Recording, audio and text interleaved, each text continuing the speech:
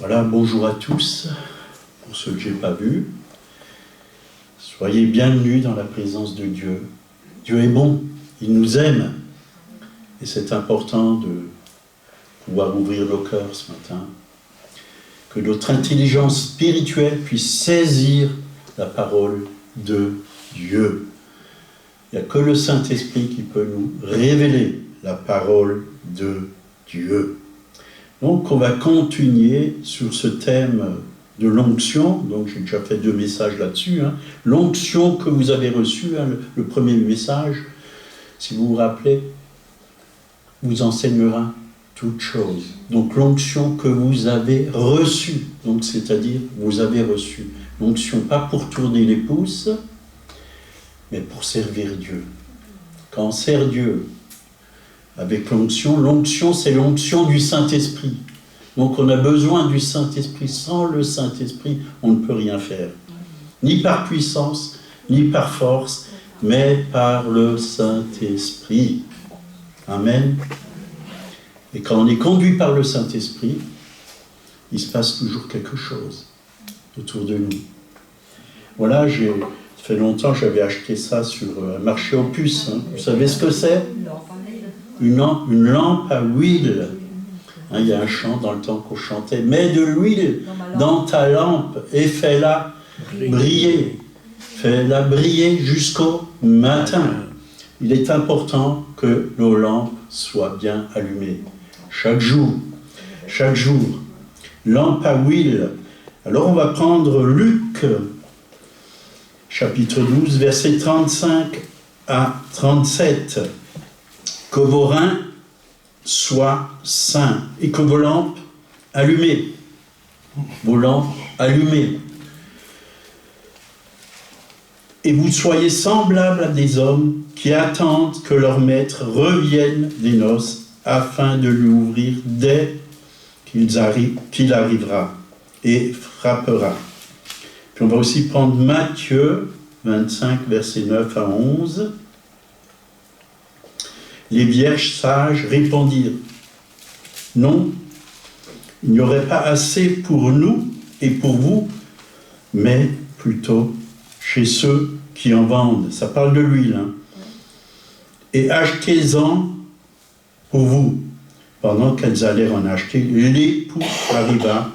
Celles qui étaient prêtes entrèrent avec lui dans la salle des noces et la porte fut fermée. Plus tard, les autres vierges vinrent et dirent « Seigneur, ouvre-nous » Donc, nous voulons être des vierges sages, remplies d'huile. Remplies d'huile. Donc, et c'est vrai que dans le 1er siècle, ils utilisaient des lampes comme ça pour s'éclairer la nuit. Des lampes à huile. Il y avait donc l'huile qu'on déversait dans la lampe et une mèche. Il faut que la mèche, c'est nous la mèche, soit trempée dans l'huile. Vous êtes la mèche, vous devez être trempé dans l'huile, rempli du Saint-Esprit. L'huile dans la Bible, c'est le symbole du Saint-Esprit. La mèche dans l'huile et l'huile dans la mèche. Vous voyez ? On fait qu'un avec le Saint-Esprit. Un seul esprit avec le Saint-Esprit. C'est très important qu'on soit unis au Saint-Esprit. Vous voyez, de plus en plus, le Seigneur me révèle la nécessité, vraiment, d'être en communion avec le Saint-Esprit. En communion avec le Saint-Esprit. D'ailleurs, il y a un verset qui le dit, que la grâce de Jésus, l'amour du Père et la communion ou la communication du Saint-Esprit soit avec vous tous. Donc le Saint-Esprit, c'est une personne. Nous pouvons parler au Saint-Esprit. Vous pouvez lui dire « Saint-Esprit, je t'aime, je veux m'ouvrir à toi. Révèle-moi la parole de Dieu. Ouvre pour moi les Écritures, que je puisse saisir aujourd'hui ce que tu as à me dire, que je puisse apporter autour de moi un message frais, du pain frais, croustillant. » Les gens en ont besoin. Ils ont besoin d'une bonne nouvelle. Il y a assez de mauvaises nouvelles. Il y en a même trop. Et c'est important d'écouter la bonne nouvelle. Et il y en a beaucoup là-dedans, dans la parole de Dieu. Il y a beaucoup de bonnes nouvelles. Et la bonne nouvelle, qu'est-ce que ça nous fait? Ça nous fait du bien. Ça nous libère. Ça nous restaure. Ça nous guérit. Ça nous donne du courage. Ça nous communique la vie. La vraie vie, celle qui vient de Dieu. Nous avons besoin de la bonne nouvelle.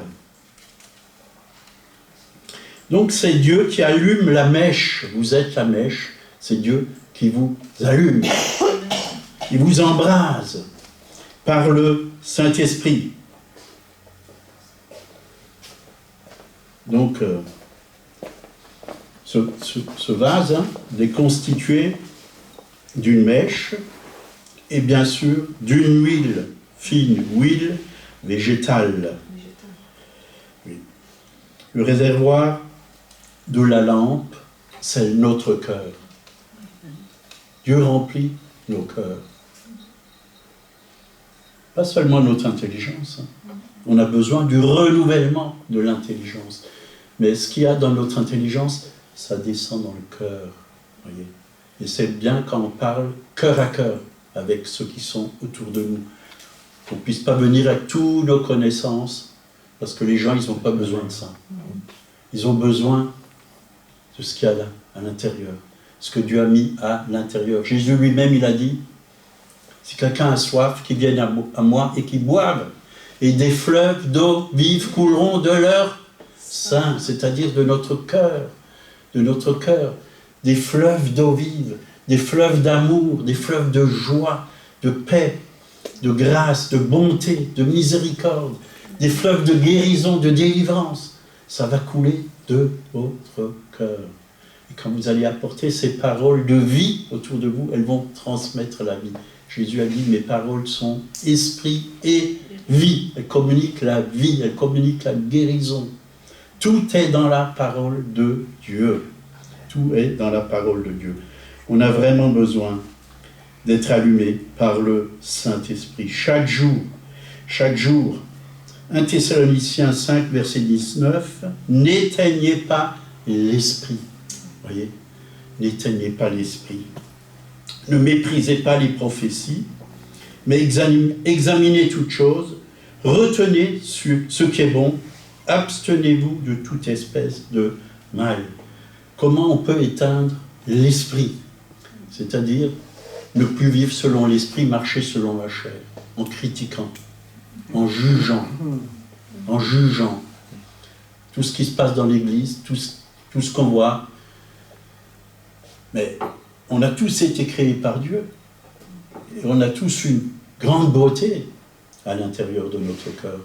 Même si physiquement, on n'est pas comme David dans la Bible, qui était un beau jeune homme, avec des beaux yeux. C'est marqué, hein. Mais on a à l'intérieur de lui le Christ. Et lui, il est beau en nous.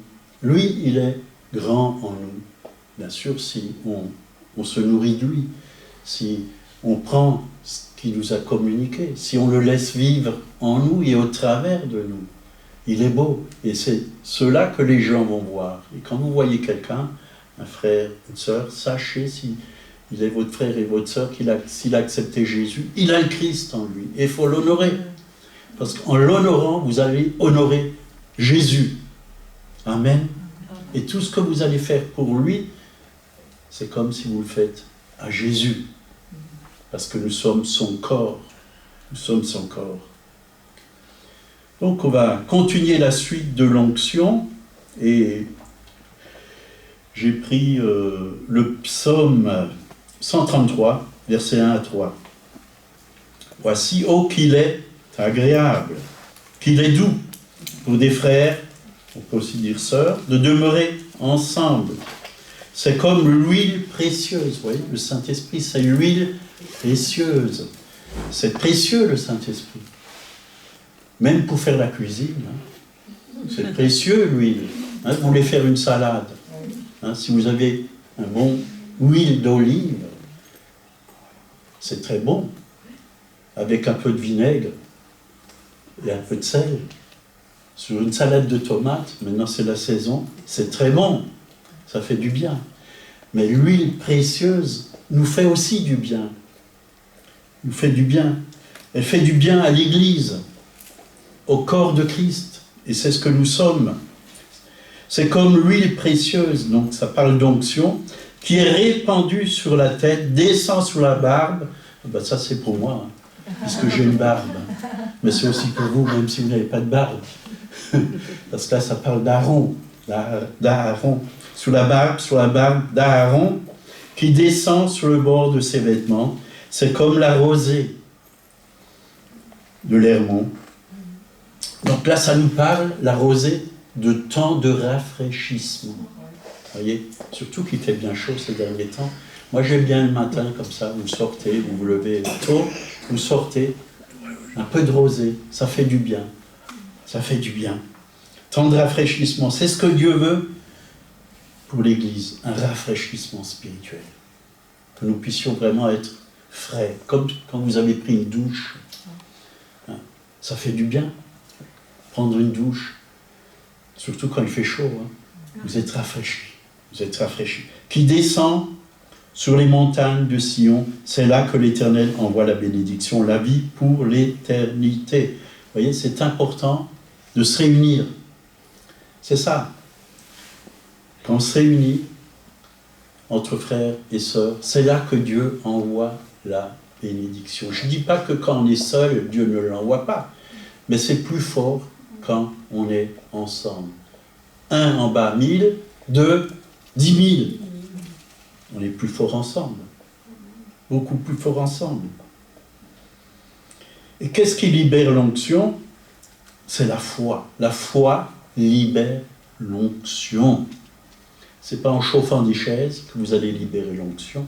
C'est en mettant en pratique la parole de Dieu. Marie-Jo, ce matin, elle disait, Seigneur, je ne veux pas être simplement là pour chauffer une chaise, mais je veux être là pour être actrice. Nous sommes des acteurs dans l'œuvre de Dieu. Amen. C'est facile de regarder des films. Assis sur une chaise, vous regardez la télé, vous regardez un film. Mais ceux qui sont acteurs, ils se sont donnés pour que le film existe. Soyons des acteurs dans l'œuvre de Dieu. Que les gens puissent voir, au travers de nous, les œuvres de Dieu. Qu'ils soient eux, ceux qui ne le connaissent pas, que ce soit eux, les acteurs, les spectateurs plutôt, et que nous, on soit les acteurs. Alors ils vont voir Christ. Ils vont voir Christ. Donc la foi libère l'onction. Et je pense à cette femme malade depuis l'âge de 12 ans, Marc 5, verset 28. Car elle disait, donc elle parlait elle proclamait, si je puis seulement toucher ses vêtements, je serai guéri. Si je puis toucher seulement ses vêtements, je serai guéri. Au même instant, la perte de sang s'arrêta. Elle sentit dans son corps qu'elle était guérie de son mal. Jésus connut aussitôt en lui-même qu'une force était sortie de lui. Donc cette force, c'est l'onction qui était en Jésus-Christ, qui est sortie de lui pour la toucher, pour la libérer, pour la guérir. Oh, il y avait, c'est sûr, beaucoup d'obstacles, si vous lisez tout le chapitre de cette femme qui a été guérie. Même les disciples, ils ont essayé de l'arrêter. Mais elle s'est frayée un chemin jusqu'à Jésus. Est-ce que nous nous frayons un chemin ou alors toutes nos pensées nous bloquent? Allons vers le Seigneur. Ne vous laissez pas bloquer par les pensées humaines. Même souvent des pensées que les médecins mettent sur vous. Je ne suis pas contre les médecins, mais parfois les médecins ils mettent des pensées. Ah, cette maladie mène à la mort, tu ne guériras pas avec ça. Tu as encore 3 mois à vivre. Non. Non. Dieu est le Dieu de la résurrection. Amen. Lazare, déjà 4 jours, il sentait, mais Jésus l'a ressuscité. Voyez, Dieu est plus grand que la médecine. On peut se confier en lui. Donc cette force, c'est l'onction pour la guérison. Et Jésus lui a dit, ma fille, ta foi t'a sauvée. Ta foi.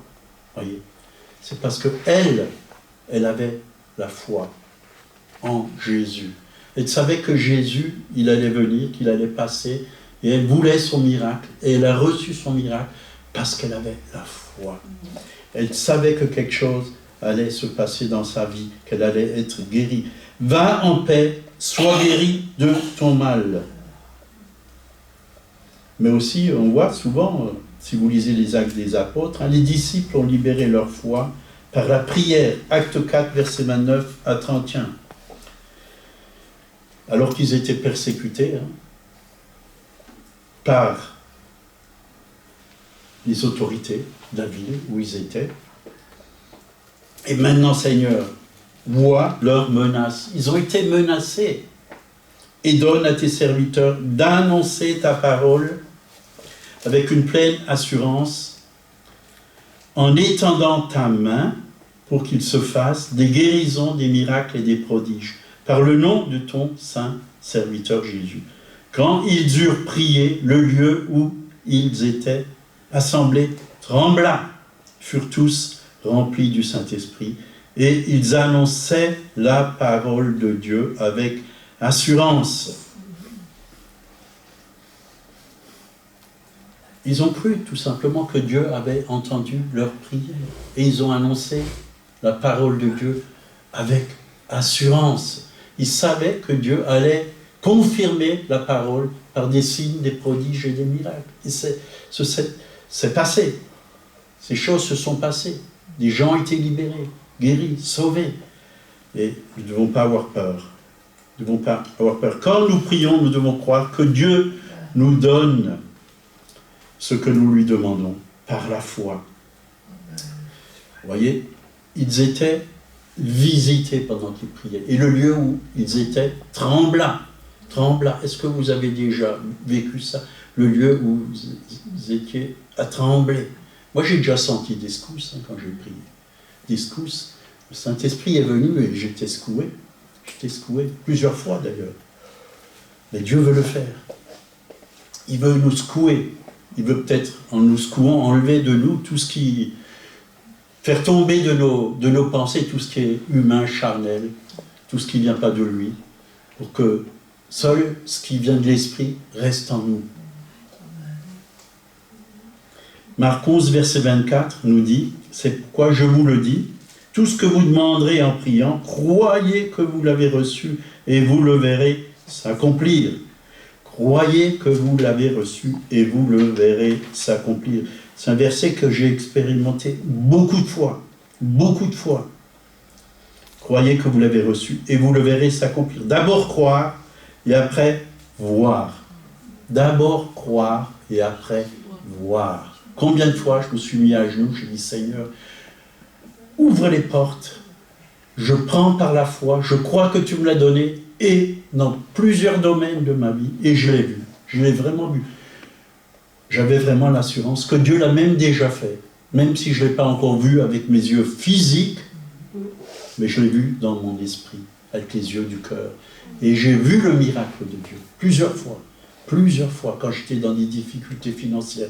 J'ai vu le miracle de Dieu. Et c'est venu au bon moment. Au bon moment.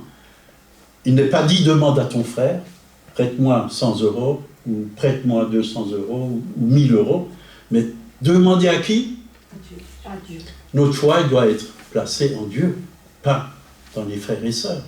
Demandez à Dieu, et Dieu va utiliser qui il veut. Qui il veut.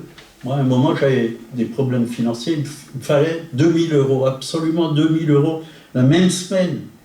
Mais je n'ai pas crié sur les toits, je n'ai rien dit à personne, j'ai demandé à Dieu, et j'ai eu un coup de fil, et la personne m'a envoyé, dit, je t'envoie 2000 €. Et j'ai eu les 2000 €. Voilà. Et il les a envoyés directement à la banque. Il a fait un virement direct. Et le miracle s'est accompli. Et je peux vous dire, ça marche. Pas que pour l'argent, ça marche pour tout. Pour tout. Que ce soit pour le salut de quelqu'un, que ça soit pour une guérison physique, ça marche, ça marche. Seigneur, je te demande de me délivrer de ces maux, de ces douleurs. Hein. Un jour, je vous l'ai peut-être déjà raconté, j'avais tellement mal, je me suis levé avec un mal là, de dos derrière, là, des douleurs terribles. Je me suis levé et je devais aller travailler. J'ai fait 2 pas dans ma chambre et boum, je suis tombé assis sous la moquette et je ne pouvais plus bouger. Et Diane m'a dit, ça y est, t'es bloqué. Tu ne pourras pas aller travailler aujourd'hui. Tu ne pourras pas t'occuper de tes ouvriers et de tes clients. Puis, vraiment, cette pensée est venue, demandez, croyez que vous l'avez reçue et vous le verrez s'accomplir. Seigneur, je prends maintenant par la foi tes promesses. Tu as dit que dans tes meurtrissures, je suis guéri et je me suis levé en un seul instant. Je suis parti, j'ai chargé ma voiture, j'ai pris des seaux assez lourds hein, de peinture qui avaient 15 kilos. Je les ai mis dans ma voiture. La douleur est partie, il n'y avait plus rien. Et j'ai travaillé toute la journée. Et tout allait très bien. Et ce n'est plus jamais revenu. Parce que j'ai dit, tu t'en vas et tu ne reviens plus. Douleur. Et c'était fini. Et je suis toujours guéri. Je suis toujours guéri. Mais Dieu honore la foi. Il honore la foi. Croyez-moi, Dieu honore la foi. Combien de fois j'avais des maux de tête hein. J'étais une fois à Belfort, puis j'ai raconté ça. Que chaque fois qu'il y avait une douleur dans ma tête qui venait, je disais, au nom de Jésus, tu t'en vas. Je ne courais pas à la boîte de médicaments pour prendre, dans le temps c'était des Aspro. Hein. Non, je n'ai jamais pris ces choses. Il y avait un frère, il a entendu ce message. L'année d'après, je suis retourné à Belfort dans cette église. Il m'a dit, j'ai fait ce que tu as enseigné quand j'avais mal à la tête. Je ne suis pas allé prendre des Aspro, mais j'ai prié et c'est parti. Ça marche. Donc, si ça marche pour moi, ça a marché pour lui, ça va aussi marcher pour vous. Il faut simplement le croire. C'est le même Dieu, c'est la même parole, c'est le même Saint-Esprit. Dieu, il ne peut pas mentir à sa parole. Il ne peut pas mentir à sa parole.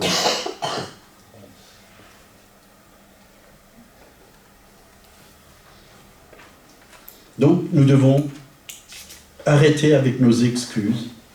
Je n'y arriverai pas. Combien de fois je suis venu ici le mercredi soir pour prier, après une journée de travail, quand vous occupez de 6, 7, 8 ouvriers, après une journée de travail, ici fatigué, mais je savais que quand je ressortirais de la réunion de prière, je serais léger comme une plume. Et c'est ce qui s'est passé à chaque fois. Dieu m'a renouvelé. Je n'ai pas écouté, ah, tu es fatigué, tu devrais rester à la maison, tu devrais te coucher. Non. Dieu m'a renouvelé, j'étais encore plus en forme que quand je suis arrivé, quand je suis reparti. Ça marche. Et nous, on a tellement d'excuses. Mais les excuses, c'est fait pour les utiliser. Hein. Maintenant, il va nous en donner énormément. Énormément. Et vous pouvez vous en servir. Vous pouvez vous en servir. Mais devant Dieu, il n'y a pas d'excuses. Il n'y a pas d'excuses. Parce que Dieu est le Dieu qui nous renouvelle. Dieu est le Dieu qui nous fortifie. Bien sûr, il faut de la sagesse. Parfois, il faut aussi dormir. Je ne dis pas qu'il ne faut plus dormir. Hein, parce que le corps, si vous avez travaillé... Mais après, j'ai réalisé que je n'avais plus besoin de dormir autant qu'avant. Hein. Et je n'avais plus besoin de beaucoup dormir. Si je dormais 6 heures, j'étais en pleine forme. Hein. Combien de fois on était à des réunions, parfois, vous pouvez demander Monique, tard la nuit, on rentrait à minuit, 1h du matin, même ça arrivait, on rentrait. Mais Dieu nous a renouvelés. Le matin, on partait travailler. On faisait notre culte, on se levait, on faisait notre culte, on prenait notre petit déjeuner, puis on partait travailler. Dieu n'a pas changé. Il peut le faire aussi avec vous. Gédéon, il avait des excuses. Juge 6, verset 14. L'Éternel se tourne vers lui et lui dit, va avec cette force que tu as et délivre Israël de la main de Madian. N'est-ce pas moi qui t'envoie? Donc, quand Dieu nous envoie, on ne doit pas chercher des excuses. On doit y aller. Dieu nous envoie. pour délivrer les captifs, guérir les malades, sauver les âmes qui sont encore dans les ténèbres. Oui, il avait beaucoup d'excuses. Je suis le plus jeune, je suis né dans une famille, voilà, où on n'a eu que des échecs. Mais quand on est né dans la famille de Dieu, c'est Dieu notre Père. Est-ce que Dieu a des échecs? Oh, nous, on en a parfois, puisqu'on apprend aussi au travers des échecs. Mais Dieu est notre Père. On est né dans la plus belle famille du monde. Vous vous rendez compte? Dieu est votre Père. Dieu est mon Père. J'ai le meilleur des pères. Le meilleur des pères. Vous vous rendez compte? Quand vous réalisez ce Père tellement bon, tellement grand, tellement puissant que vous avez. Il est là pour nous protéger, pour nous garder, pour nous encourager, pour nous bénir, pour nous guérir, pour nous libérer, pour pourvoir à tous nos besoins. Il est là, et il est chaque jour là. Et il nous attend. Il a les bras ouverts. Venons, on l'a chanté ce matin. Venez dans ses bras d'amour. Venez dans ses bras d'amour. Quand vous allez vous coucher la nuit, Seigneur, je me mets dans tes bras d'amour, contre ton cœur. Tu me serres, oui. Tu me serres dans tes bras, je suis contre ton cœur. Et là, je suis bien. Je suis protégé, je suis gardé. Malin ne peut pas me toucher. Là, il y en a qui vont au lit avec toutes sortes de pensées, d'inquiétudes, puis après, ils font des cauchemars. Ils font des cauchemars. Ben Dieu, il veut nous garder même la nuit. Et même la nuit, vous pouvez le louer dans des rêves. Vous pouvez le louer, vous pouvez l'adorer dans des rêves. Vous pouvez même lire des paroles que Dieu vous donne. Moi, un soir, je me suis couché, j'ai dit, Seigneur, qu'est-ce que je dois apporter comme message demain matin? Demain matin, c'est dimanche et c'est moi qui dois apporter le message. Et le Seigneur m'a dit, ne t'inquiète donc pas, demain, c'est un autre jour. Tu auras tout ce dont tu as besoin.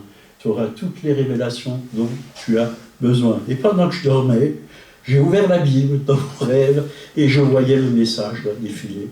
Puis je recevais tout en lisant la parole. Je recevais tout du Saint-Esprit et j'ai pu apporter le message. C'était tout simple. Dieu connaît les choses parfaitement. Et il sait faire les choses mieux que nous.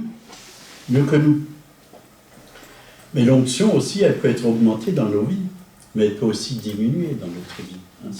C'est comme la lampe que je vous ai montré. Si vous ne mettez plus d'huile, qu'est-ce qui va se passer?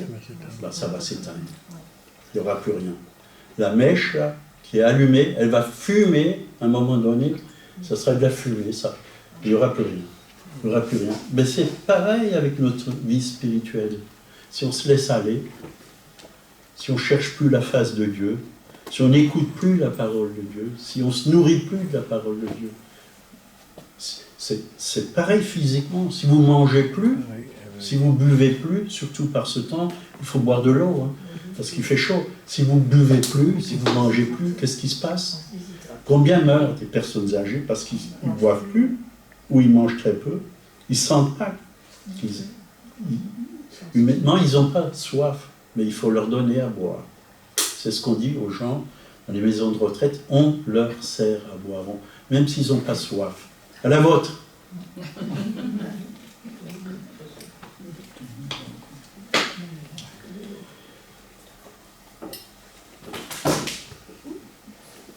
Donc l'onction peut augmenter, mais elle peut aussi diminuer. Et je pense, plus on obéit au Seigneur, plus on va être rempli du Saint-Esprit, plus cette onction va être en nous.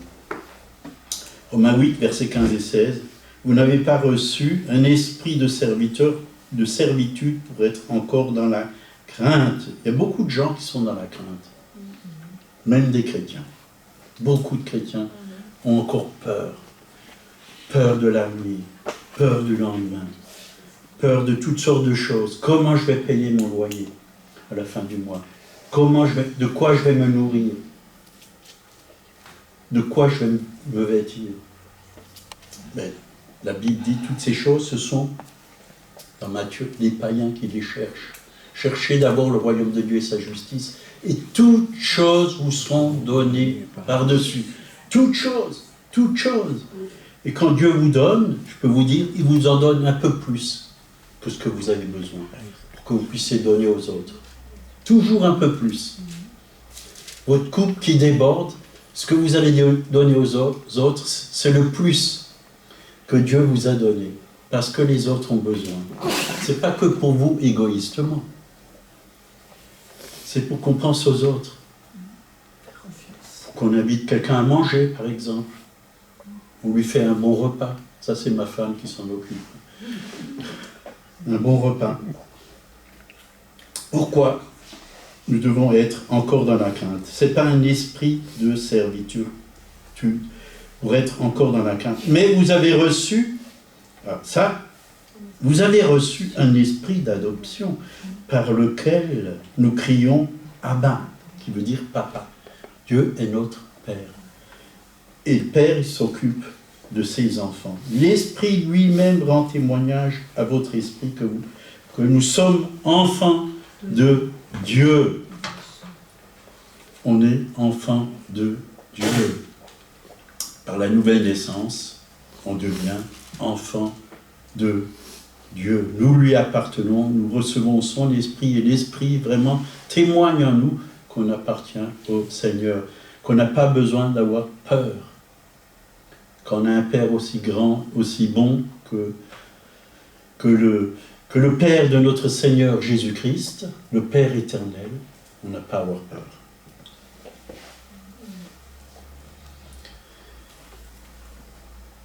Donc, acte 1, verset 8, mais vous recevrez une puissance, le Saint-Esprit survenant sur vous, et vous serez mes témoins à Colmar, en Alsace,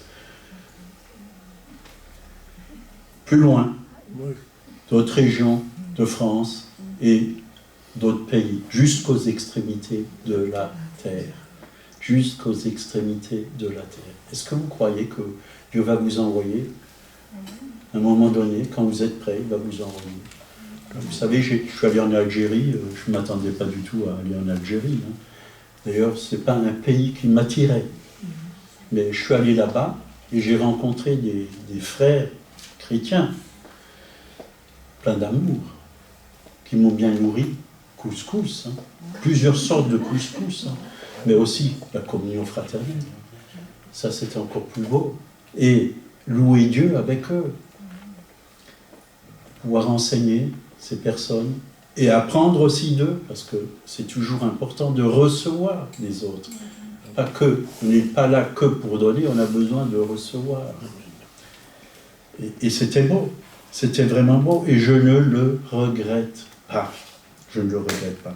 Vous recevrez une puissance, le Saint-Esprit, survenant sur vous, et vous serez mes témoins, jusqu'aux extrémités de la terre. On était au Niger, hein, avec Monique, parmi les Peuls, ceux qui ont plusieurs anneaux dans l'oreille, là, plein d'anneaux, et les Touaregs, j'ai dormi avec eux dans le désert. Hein, et Dieu me disait, tu vas te faire piquer par un serpent, un scorpion, méfie-toi. Moi, je me suis mis sous le sang de Jésus, j'ai bien dormi, croyez-moi. Monique, elle est allée se coucher ailleurs, dans une chambre, pour la mission. C'était bien. C'était bien. Je suis allé même, enfin on était tous les deux dans un harem. Hein. Il n'y avait que des femmes. Oui, un harem. Le chef, c'était un Libyen. Il faisait des enfants pour l'islam. Les femmes qui étaient, il avait plusieurs femmes. Moi j'avais le droit de rentrer et de manger avec eux, de rester plusieurs heures là-bas. Parce que j'avais la foi. Il m'a laissé rentrer avec eux. Puis nous, on a témoigné à ces femmes. C'était beau. C'était beau.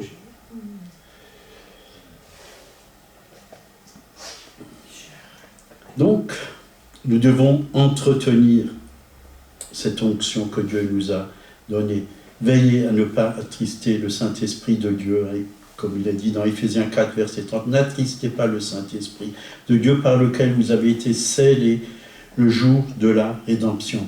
Donc, qu'est-ce qui attriste le Saint-Esprit? Le péché. Le péché. Ça bloque. Le Saint-Esprit diminue quand on pêche. Le salaire du péché, c'est quoi? La mort. La mort. nous devons veiller et prier pour ne pas tomber en tentation. La tentation, elle sera toujours là. Croyez-moi, elle sera toujours là sur votre chemin. L'ennemi va la mettre. Et plus vous avancez avec le Seigneur, plus l'ennemi va mettre des tentations. Mais plus vous avez aussi la victoire si vous croyez que Jésus est plus grand, plus fort. Celui qui est en vous est plus grand que celui qui est dans le monde. Voilà, je vous donne un verset, un 4-4 de Dieu. Tout terrain, vous pouvez passer partout. Je l'ai parlé hier avec un frère. 1 Jean 4,4. Vous, petits enfants, vous les avez vaincus, parce que celui qui est en vous est plus grand que celui qui est dans le monde. 1 Jean 4,4. C'est un 4,4 de Dieu. Vous n'avez plus à avoir peur avec ce verset. Celui qui est en vous est plus grand que celui qui est dans le monde. Amen. Amen. Amen. Amen. Acte 6, versets 3 à 6. C'est pourquoi, frères, choisissez parmi vous 7 hommes de qui le rende un bon témoignage, qui soit plein d'Esprit Saint et de sagesse. Vous voyez, on ne choisit pas n'importe qui. Le Saint-Esprit leur demande vraiment de choisir des hommes pleins de foi, d'Esprit Saint et de sagesse. C'était les diacres pour servir Dieu. Et que nous chargerons de cet emploi. Et nous continuerons à nous appliquer à la prière et au ministère de la parole. Cette proposition plut à toute l'assemblée. Ils élurent Étienne, homme plein de foi et d'Esprit Saint, Philippe, Prochor, Nicanor, Timon, Parménas et Nicolas, prosélyte d'Antioche. Ils les présentèrent aux apôtres qui, après avoir prié, leur imposèrent les mains. Donc, ils leur ont imposé les mains, ils les ont oints. Donc, ces 7 diacres ont été choisis. Mais parmi les 7, il y a Étienne et Philippe qui sont sortis de ce ministère de diacres, qui sont allés plus loin. D'ailleurs, quand vous voyez Étienne, il a prêché, puis il s'est fait persécuter. On lui a lancé des pierres, on l'a tué. Philippe, quand il est parti, il a écouté l'Esprit de Dieu. Il est allé vers l'eunuque, hein, c'est ça? Sur un char. Il a expliqué la parole de Dieu. Et il s'est fait baptiser, l'eunuque s'est fait baptiser. Et Philippe a été transporté par l'Esprit, de ville en ville, où il a prêché l'Évangile. Il y a eu des miracles, des délivrances, des guérisons, même les paralytiques sortaient de leur...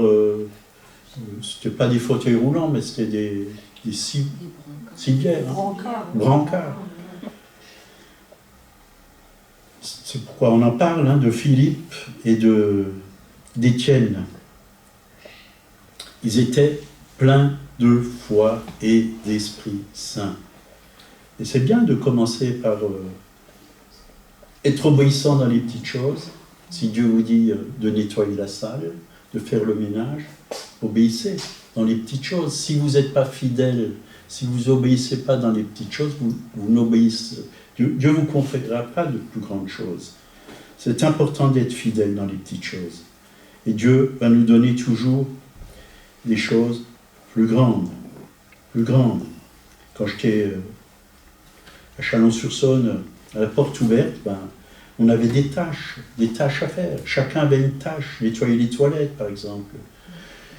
Faire de la peinture. Repeindre des pièces. Changer les tuiles du toit.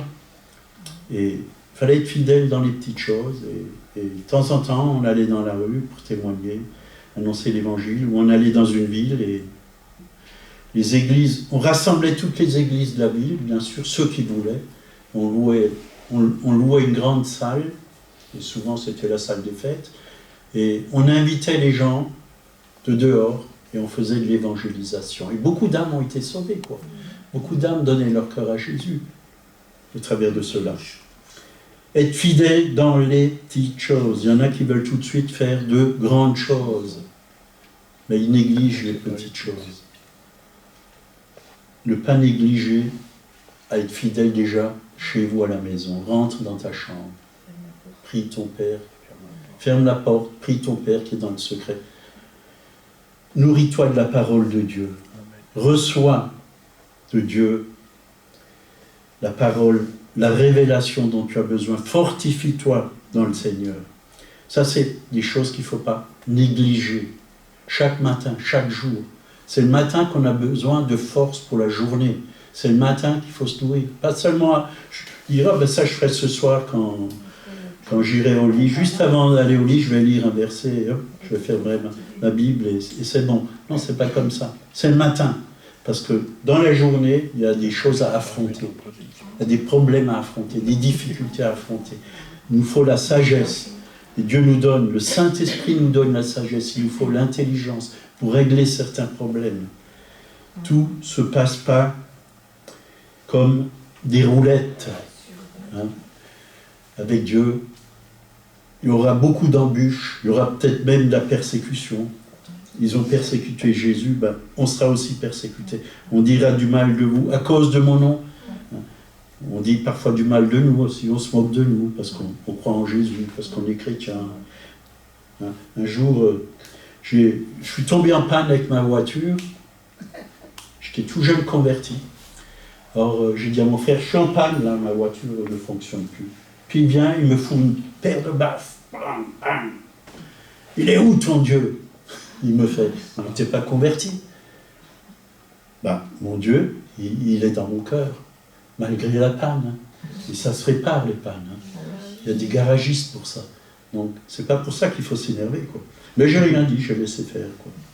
Mais sa femme l'a engueulé. Vous voyez, parfois on est persécuté dans notre propre famille. Mais aujourd'hui, mon frère, il ne me persécute plus, parce qu'il sait que j'ai un Dieu vivant. Parce qu'il a vu ma vie transformée, quoi. Il le sait. Et il me respecte. Et il m'invite de temps à autre. Et nous l'invitons aussi. Voilà. Acte 8, versets 37 à 40. Ça nous parle de l'eunuque. L'eunuque répondit, je crois que Jésus... L'eunuque répondit donc, je crois que Jésus est le Fils de Dieu. Fit arrêter le char. Philippe et l'eunuque descendirent tous deux dans l'eau. Et Philippe baptisa l'eunuque. Quand ils furent sortis de l'eau, l'Esprit du Seigneur enleva Philippe, et l'eunuque ne le vit plus.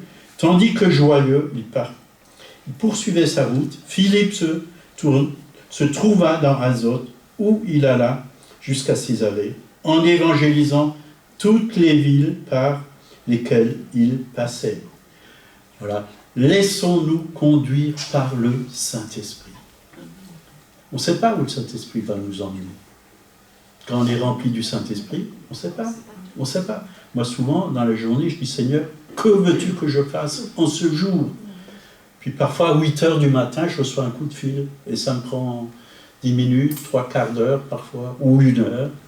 Quelqu'un qui a un problème, quelqu'un qui a besoin de délivrance, de guérison, quelqu'un qui veut être baptisé du Saint-Esprit, ou plein de choses comme ça, quoi. Je ne sais pas ce qui va m'arriver d'avance. Mais je peux vous dire une chose, ce que Dieu fait, c'est toujours bien, toujours bon. Parce que quand on lui fait confiance, il fait des merveilles. Il fait des merveilles. Et même des gens, rien que quelques paroles, ils disent, ah ben, rien que ces paroles ou une prière, ça m'a fait tellement de bien. Ça m'a fait tellement de bien.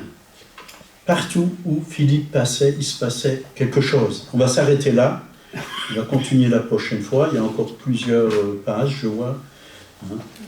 Vous savez, quand je suis pris, j'écris. Quand le Saint-Esprit m'inspire, j'arrête pas d'écrire. Alors, parfois, c'est 4, 5, 6, 7, 10 pages, 15 pages. Là, c'est une quinzaine de pages. Je n'ai pas tout pu faire d'un coup. Mais on va continuer la prochaine fois. On va prier. On va se lever, pour ceux qui veulent.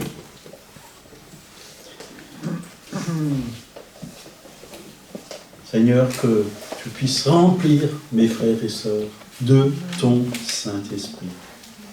et que nous puissions vraiment ne pas l'attrister, Seigneur. Et que nous puissions te remettre tout ce qui n'est pas de toi, Seigneur. Oui, le déposer, Seigneur. Oui. Nous décharger de tout ça. Seigneur, à Golgotha, ton sang a coulé. Tu nous laves, tu nous purifies, tu nous libères encore de tout ce qui n'est pas de toi. C'est toi, Seigneur, qui mets le doigt, oui, sur ce qui ne va pas, pas pour nous accuser, mais pour nous libérer, pour nous guérir, pour nous restaurer. Nous voulons vraiment enlever de nos vies tout ce qui n'est pas à ta gloire, Seigneur. Nous voulons enlever toutes ces choses qui nous empêchent de te servir, qui nous empêchent de t'aimer avant tout, que tu sois le premier dans nos vies, Seigneur. Tout ce qui nous arrête, nous bloque, Seigneur. Et tu nous remplis pour que nous soyons conduits par le Saint-Esprit, conduits par la parole de Dieu. Merci Seigneur. Tu as dit, n'éteignez pas le Saint-Esprit de Dieu. N'attristez pas le Saint-Esprit de Dieu. Seigneur, que nous puissions être, oui, chaque jour dans ta présence, que nous puissions être dans la louange, dans l'adoration, Seigneur, en communion avec le Saint-Esprit aussi. Merci Seigneur. En communion avec nos frères et sœurs aussi. Merci Seigneur. Pas en dispute avec nos frères et sœurs, surtout pas. Évite-nous de ces choses, Seigneur, parce que ça c'est le fruit de la chair. Merci Seigneur. Parce que tu nous acceptes tels que nous sommes, et tu ne nous laisses pas tels que nous sommes. Tu nous transformes de gloire en gloire à ton image et à ta ressemblance. Merci Seigneur. Que ton nom soit loué. Au nom de Jésus, Amen. Amen. Soyez bénis. Bonne journée.